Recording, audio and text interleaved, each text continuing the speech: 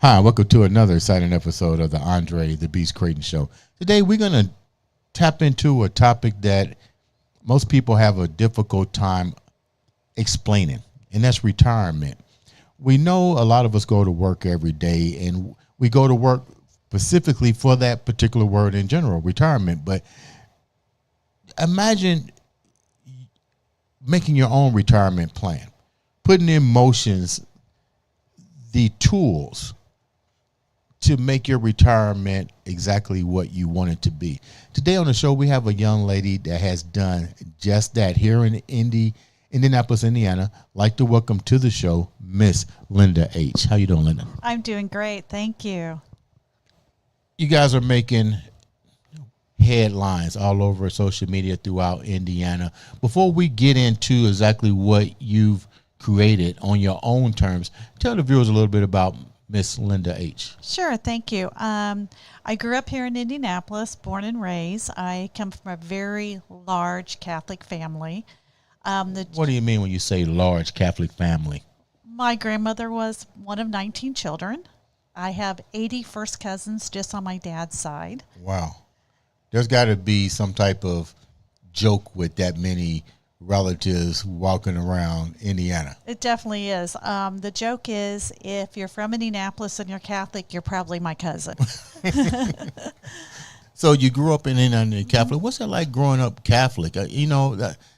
You hear stories about the individuals that are Catholic, but what was it like for you? 19 individuals from your mother's mother, right? My dad's mother, actually. My mom's a convert. She was not a cradle Catholic.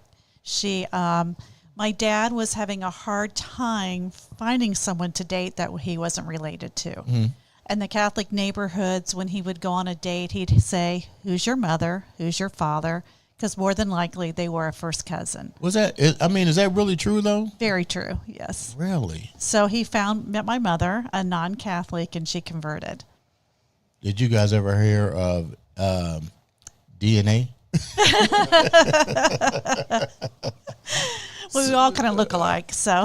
So what were some of the struggles that you've encountered from having such close religious ties where everybody either is related or could be or so forth? What was that like for you? Part of it was great because we had huge parties growing up. I mean, everyone I knew was Catholic. Mm-hmm. The other side of it was everybody I knew was Catholic. And I wanted something different after I graduated from high school. Mm-hmm. And my best friend married my cousin. Everyone I went to high school married each other. And I had decided, I told my mom one day, I'm not going to marry a Catholic. I want to marry someone different. How did that resonate with your mom? She was not happy. What about your dad? My dad wasn't happy either. He goes, traditionally we are Catholic. Everyone you know is Catholic. For generations, you've been Catholic. How many generations are we talking about? Oh, I think it goes way back. Yeah, coming over from Germany, they were still Catholic. Mm-hmm. When you said you wanted to do something different, explain exactly what that details. Well, I had never been to a church that wasn't Catholic. Mm-hmm. I really didn't know anything about any other religions. So I wanted to do something outside the family business and be my own self and learn about what's available in life other than Catholicism. What was the family business? It's Michaelis Restoration. My brother now runs it, Richard. Mm-hmm. It's been in business for 100 years. 100 years? What do they do for 100 years? Wow. Fire, wind, and water damage. They're a restoration company. It looks like Michaelis. It's Michaelis, and you'll hear the commercials that says Michael is. Looks like. 100 years in business, and you didn't want to follow the footsteps? No. Really? When you say that you never visited another church, you never visit, what are some of the other things that you felt, isolated to? I mean, did you live in a diverse community with other cultures, other people that believed that wasn't Catholic? Well, originally I grew up in St. Philip Neri on the east side, the inner city of Indianapolis, and the entire neighborhood was a Catholic neighborhood. Mm-hmm. My father had gone to church there. My grandfather, actually, the gym is in the movie Hoosiers, and my grandfather had built bowling alleys in there, had built part of the gym. So I had stayed within that neighborhood. Mm-hmm. And then going to a Catholic high school, I really was never in a diverse neighborhood, even growing up in Indianapolis. How did that make you feel? Because it seemed like this is a two-part question. First of all, how did it make you feel? And then second part of that question is when you was able to see diversity happen, how did it resonate with you? I think part of it is when you're raised in such a tight environment, you kind of think everyone is bad if they're not you, and not the same religion. Mm-hmm. And I met people that were successful that went to public schools, that didn't go to Catholic high schools. And I found out there was a whole other world out there. Let me spin a little bit further here, because you launched your own project, which we'll get into in a minute, because your life and your retirement project is a reflection of what you've been through. You grew up with strong ties to the Catholic community. What were some of the things that as you became older, what were some of the things that you began to question about you as an individual in the upbringing of your family's heritage in the church? I think some of it, as I had my own daughters, was learning to know if I didn't go to Mass on Sunday, it wasn't a sin. I was raised that if we didn't go to Mass every Sunday, it was a sin. And then having your own family and being so busy, I found that I was really spiritual more than had to go to Mass on Sundays, that it was okay to be spiritual and not have to go to a brick and mortar, to an actual church, and finding that that's okay. And then taking that time on a Sunday morning to be with your family and do other things.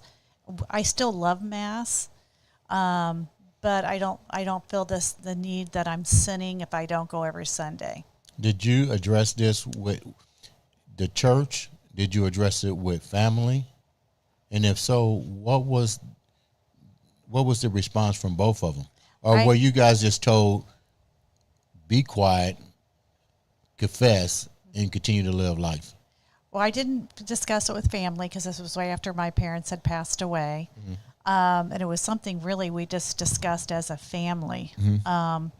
And kind of pulled back from the church, where when we do go to Mass, we see people that we know, but we're not as involved, that they don't know that we're not there, where I feel like I need to go to confession for not going every Sunday. How did when people started to know your concerns, mm-hmm. what were their responses to you? Because you're talking about a close-knit community, and a lot of times when you're indoctrinated into situations like this, especially when it comes to religious organizations, you're usually frowned upon if you come in with what some may consider unorthodox thinking or behaviors. I don't think I ever spoke about it at church or amongst that cult, within that culture. So mm-hmm. I never did express my feelings around the Catholic community. What made you decide to wake up and explore who you are? As you said earlier, that you start feeling a certain way about your spirituality. That's a good question. I'm thinking back because so much has happened in your life, and I'm trying to really remember maybe when that actually happened. not real sure, honestly. I would have to think back when that actually happened. Let me move forward a little Yeah. bit. You now have a project that you're working on. When did this idea come about, and what made you decide to start the project that you're involved in, which we ain't going to talk about what it is right now, Right, but that's okay. what made you decide to go this route? What part of your life said, I'm going to do this? I think working in healthcare all these years, it fills my heart, but it also drains my heart. And I thought, when I retire, I'm going to do something fun. And I always made a joke. A family joke was I was going to drive a mobile bar and I'm going to serve Bloody Marys because it makes everyone happy. And so when I was turning 60, and then now I'm 61, and my adult daughters were like, sure, Mom, you're going to do that. I'm like, no, I'm really going to do this. They're like, yeah, right. And so with the time ticking down of turning 65, I thought I better get to work on this. What do we want to do with this? And this is really want to do. I want to have fun, and I want to make everyone else happy. Why a bar that drives around and serves alcoholic beverages? It's a Catholic thing? Yes, it is.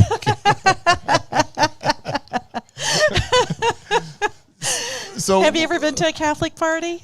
No, but I've attended Catholic mass before. Yeah. Yeah. So the name is Aunt Mary's Mobile Bar. Correct. There's a story with the name Aunt Mary, and it has to do with the religious practices. Explain that a little bit. Tell us the legend of this. Correct. So Aunt Mary is not a person. Aunt Mary is actually a practice that my mother used because she was not allowed to use birth control in the Catholic Church. She used what was called the calendar method. And since I'm the only girl in the family and I have 3 older brothers, we lived in a house full of boys and men. My mom would track her periods, and she would hang the calendar on the kitchen on the outside of the cabinets for everybody to see, and she would write Aunt Mary for her periods. And that was her birth control. You know, that sounds crazy. I know some people call it Aunt Flo, but my mom used Aunt Mary. And how long was this actually done? Until she was of age that she no longer had menstrual periods. Till she was 50. And they was teaching you this as well? Yes, she started tracking mine. You know, this is leaving me speechless. But I'm gonna say it like it is. Is this? I'm trying to put the right words here. The Catholic organization frowns upon you having a child out of wedlock, intimacy out of wedlock. And then you have to track your menstrual cycles. These are a lot of confusing things for me, and I'm not even a female. What's your take on all these can't do this, that, and the other? What's your take on? Because I'm pretty sure you want to see some change happen with the Catholic Church because it's happening to you. Correct. I think what the Catholic Church was when I was growing up in the 1960s and what it is today and what it needs to be for my daughters who do not go to the church anymore, that I would like for them to return someday. Changes have to be made, but when men are still running the church and they're being ran from another country, I don't know how those changes will ever happen. I don't believe in my lifetime that I will ever see the Catholic Church pull away from the Vatican and be in an American Catholic Church. You mentioned your daughters. What's their take on it? They're a different generation. They see things a lot differently. Some of the things and values that you had growing up, it's going to be hard to diminish. What's their take on this? They're very spiritual. They laugh at the things I tell them that I was taught. And they're like, Mom, that's ridiculous. But I also raised them to make their own choices and to be their own person. And they're great women, but they just have a spiritual take to it. And they go to Mass with me on the holidays. They know that we have really enjoyed the Mass.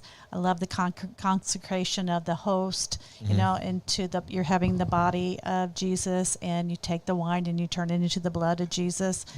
They understand all of that, but they're not going to live their life according to the Catholic Church. And that's okay. Let's go back to the mobile bar and Aunt Mary. How inspirational was she? Even the thought of it, like why use that particular symbolism for your bar? For a couple of reasons. My mom loved to have cocktails. She loved to host parties. And really, I think at the end of the day, it was a joke that she put it up there. She did track it. Right. And then I think, well, it might have been a note to my dad, too, Hey, this is the safe zone. Yeah. And then my brother's friends would come over and they'd say, your Aunt Mary comes every month. She visits a lot. And I would just sit there and be mortified.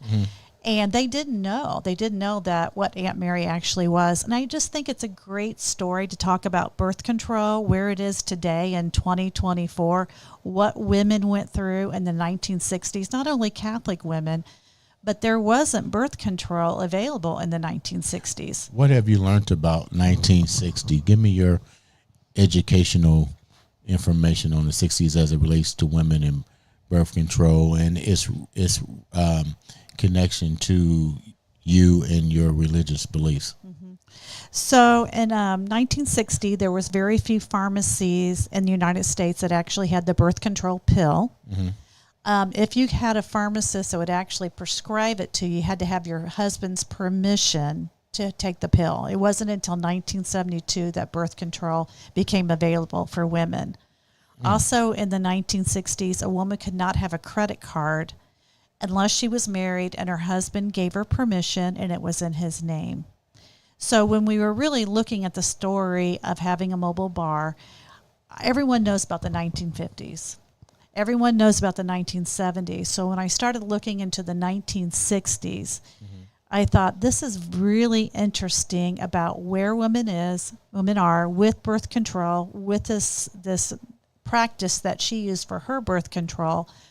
What I went through with birth control when my husband and I were first married, and where women are able to have birth control today, and to look back and see the legacy and how far we've come. What do you mean when you say what you and your husband had to go through? Explain that a little bit. So when my husband and I got married in 1988, we had a Catholic wedding. When I returned from my honeymoon, I found out that I was pregnant. And so... Forgive me, Father, for I've sinned. Yes. So that was a huge deal. You're not supposed to even... And here I'm turning red. That was a huge deal. You're not even supposed to cohabitate when you... Oh, my God, forgive me. Where's my rose bees at? So how difficult was that for you? Because you're in love. Let's get real. You met your husband. You're in love, and you're young, and... Did you start to really, I don't want to use the word hate, were you really pissed the fact that your religious beliefs put I'm not going to say handicap because you married him, but were you starting to really question at that particular point in time? I don't think so. I mean, I was really embarrassed. I mean, we went and changed churches. Because what was you embarrassed about? Because I was pregnant and I had made a covenant with the priest and God before we got married that I was not having premarital sex with my husband. I'm gonna just throw this out there. If you believed the way you believed and you are in the Catholic Church, why would you be afraid to go and ask for their forgiveness versus going to another church? Because I told him I was not doing it. I had lied to the priest. But wouldn't the priest have forgiven you? They did 15 years later. Why you think they didn't? Why you think they wouldn't have done it then? because versus 15 years because later. I made that covenant with the priest and God. That's kind of deep. Yeah. But 15 years later. Yes, I confessed that I had lied to a priest, in confessional booth, that I had lied to a priest and I had lied to God, and that we had this beautiful daughter, and that she was born 8 months after we were married. And we had to tell our entire family she was born a month early, because couldn't tell them I was pregnant when I got married. Did you share this with the sibling and your daughter? Did you share it with your daughter? Yes, they know. What is they just laugh. They just think laugh. it's They're crazy. like, Mom, really? really? Crazy. Really? Exactly. They're like, Mom, really? Why would you do all that? I go, you don't understand. You don't understand. I carried this guilt for years. How difficult is it for you? Do you have difficulties with new ideas coming into your life as it relates to the ideals in the system that the Catholic Church has with you? I don't think so, because now I'm able to see. I feel like every 10 years your life changes, and you're the same person, but you're different because of what you see, and then you are released from that guilt. And seeing the success of my daughters and nieces and where they're at, that they're in their 30s, they were able to buy a house. They're able to have a career. They're able to decide when they're going to have children. So you think that some of the Catholic churches still practice those things where women are put in an isolated type environment to this day?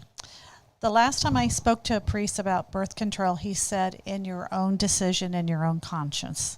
Is that for all the Catholic churches or just individuals, Catholic sectors? You don't know. I don't know. So that's would have been 15 years ago when I went to a priest. That was his answer. What have you learned from your journey so far? You seem to be a rebellier, but what we might call a quiet one, like you do it softly. Yeah, I guess I would say we're what we call cafeteria Catholics. So What's that? Well, we pick and choose what we like. So we still love our parish. We still love the Mass. We still love the history of the religion, but we live our life to a way that is best for my husband and my family. So we pick and choose. So I don't agree with everything they say, but I still love the religion.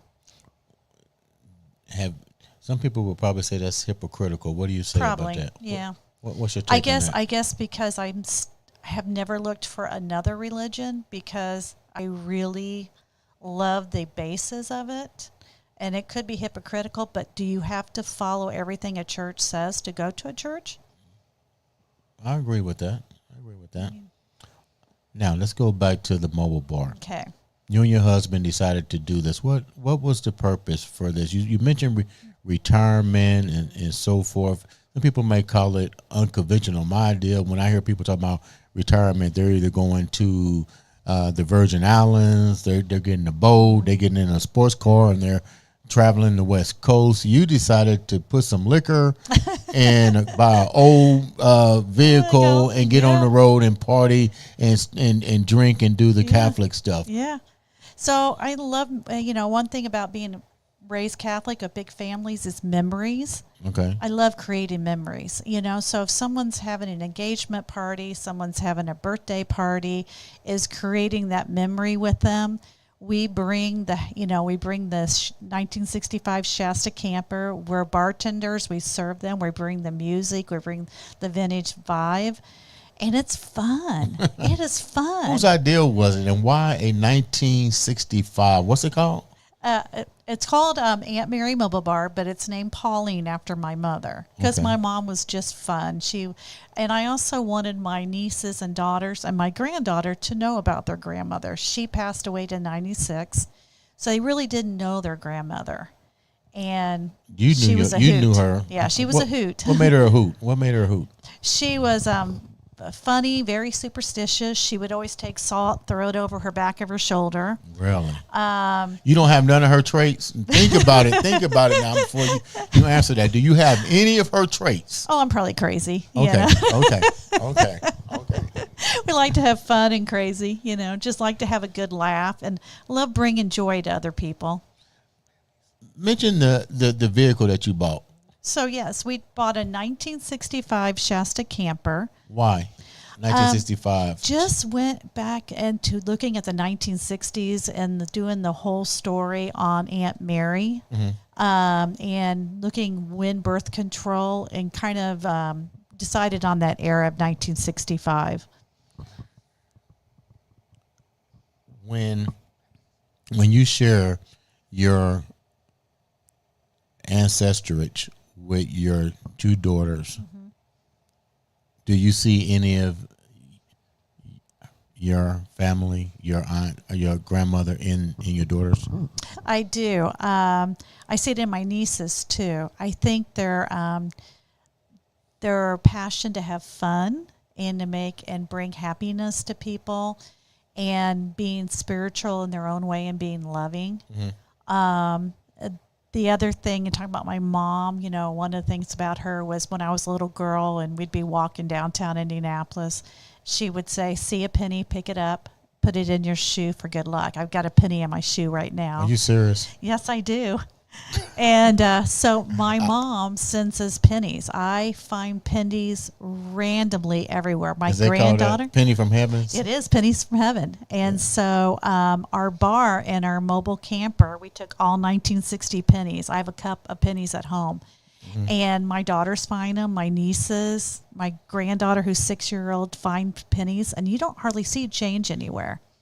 You guys been doing the mobile bar for about a year now, right? Mm-hmm. How difficult was it for you to get started with this? Because some people would be like, maybe if you just worked a regular job, blah blah blah. But you guys are literally having fun with this. But what was the most difficult part with getting this off the ground? I think the most difficult part is finding the camper that we wanted. We wanted one that was already restored, but not tearing the camper up. So we only did a serving bar out of one of the windows. Some of the mobile bars, the whole entire half of the camper will be a bar. And finding that, and we found one in a backyard of a family in Iowa. 80-year-old couple had this Shasta camper. So we did research on Marketplace. How long had it been sitting in their yard before you called them? Because I know you had to ask. Yeah, so they had it for a couple years, and the reason they were selling it is because their Bel Air, they had a 1965 Bel Air, wouldn't pull the camper, so they decided to sell it. So they were really into vintage cars. And what were some of the other struggles that you guys had with launching this? Because it's definitely new. And you're trying to, you're reliving critical moments of your life through the camper and the story. What were some of the other difficult moments you guys had? I think some of the other difficult moments was when you pull a 1965 Shasta camper, it only has 2 wheels on it, and it doesn't turn like a regular camper. So learning to pull this and back it up, it's not the same. And so, plus it doesn't have a toilet in it. Oh. You got to remember, it's 1965. So it doesn't have make heat. Sure that there's... Yeah, okay. There's no heat in it. And luckily the lady who had it before put a window air conditioner in it. So it's original. What makes your mobile bar different? I see a few around the city, and they're popping up, but yours is different. What makes yours different? I think ours is everyone loves the story. Okay. And it's a story about our family. The young women and the men, they just crack up of knowing that my mom kept her periods up, on a calendar, and learning that that's the way that birth control was done. And if you're Catholic, they even crack up more because they know their mom was doing it somewhere. But just didn't display it for the family. And the vibe, the vintage vibe. We have music. We have all 1965 music. We usually dress up Who were in some character. of the artists that you played from 1965? I can't even think of a 1965 artist. Patsy Cline, crazy. Okay, I've That's heard my that name. favorite. Okay. Elvis I'm Presley. getting ready to say Elvis. Chuck Berry. Oh yeah, all you do. We have 5 hours of 1965 music. Oh my yeah. God. Doris Day. I mean, God, I forgot yeah, about it. yeah. Shirley Temple, maybe. No, because she was in the 1930s. But we got Shirley Temple Temple's here. drinks. Speaking of Shirley Temple drinks, you also cater to children, Right. things as well. Because we're drinking the Shirley Temple, which is grenadine. Mm-hmm. I don't know what other. And you can use 7-Up. We use ginger ale today. Wow. And cherries in there. So When you're going out and you're providing stuff for kids, what kind of things do you do for them as far as events and drinks? For kids? So for children, we'll design it around any party they have. Like the 4th of July, we did one at our home where we did popsicles all day. So we just did popsicles out of the camper in front of our house. And then if it doesn't have to be alcohol, we make mocktails. We do the theme around whatever the family wants. We've done a Greek theme. We've done a Beatles theme. We've done the 1960s theme. So whatever, it's their party and whatever their celebration is we'll do it around. We do the cocktails around them or the mocktails around them. You in any business, there's been challenges. What are some of the challenges that you had to overcome? I think the biggest challenge is explaining the story and what we do. We're learning about branding, also learning about how to get our word out in today's world. I actually downloaded, while watching your podcast, Yolanda's, what's your superhero? What's your superpower? Power, Yeah. what do we want people to look at? So learning to start a business in our 60s in today's world. And we want to do it ourselves because it's fun. We could go out and get investors, we could hire people, but we're having fun learning it ourselves. So I think that's the big thing about anything that we do in life, and not put ourselves in, I share this with you, a one-dimensional category. The world is endless. There's tons of things you can do, and if you're doing them, why not have fun in the process? Before we wrap up, let's talk about the special person that's here. He's off camera, but we got to mention the name, the love of your life, your husband. Tell the beautiful story about how you guys met. So Steve and I met on a blind date. I worked with his sister. And you sure Steve's not related to you now? No, he's not. No, so he was not a Catholic. He converted. We went on a blind date. I literally did not know what he looked like. I didn't have any idea. And after that date, I went home that night and told my mom, I met the man I'm going to marry. And how long did that take? She started crying, and I had told her that he was divorced and he wasn't Catholic. And she said, you cannot marry him. He's a divorcee. So we got engaged within 3 weeks. He got... Oh, well, back up a minute. Now you're still Catholic. Yeah. And you come home with the news. He was married. He's a divorcee. And he's not Catholic. This is a two-part question. You go tell your mom this. She says no. How do you get around that? Well, he took my parents to dinner. Where do you take him to? The Knights of Columbus. Okay. It's the Catholic. Yeah, I know about that. Okay, good job. Bought Good job, both Steve. cocktails, paid for dinner. Okay. He told them he was going to get an annulment and that he was going to convert, and he offered them an endowment that he would set up a savings account for me, and that if it didn't work out, he would make sure that I was taken care of and set back up. And how could you not marry a dude like that? Yeah. I see you, Steve. So I guess I really am a rebel. I never thought of it. Man, you convinced him to change his religion. Yeah. You're going to get a lot of phone calls. Yeah. What did you do, girl, to get that to happen? I don't know. You say you meet your person, and I just knew he was my guy. I mean, I told him, I said, I've been waiting for a man like you to come in my life. And it was just exactly everything I wanted. How can the viewers reach out to you and support you Sure. For your business and so forth? Tell the viewers. Yes. On Instagram, Aunt Mary Mobile Bar, and on our website on Aunt Mary Mobile Bar. What'd you say, Steve? Oh, he wants me to show him the sign. Let's show him the sign. Let's show him the sign. Here you go. And my daughter, actually, she's an artist. Actually, that is my mother. That is actually this is actually a beautiful sign. This your mom? That's my mom. That's All my right. mom. That's Pauline right there. Beautiful. Guys, make sure you support them. If you got a event, parties, whatever, make sure you contact Aunt Mary's Mobile Bar. Give them that information on how to reach out to you again. Yes. Instagram, Aunt Mary Mobile Bar. Our website, Aunt Mary Mobile Bar. We're also on Facebook.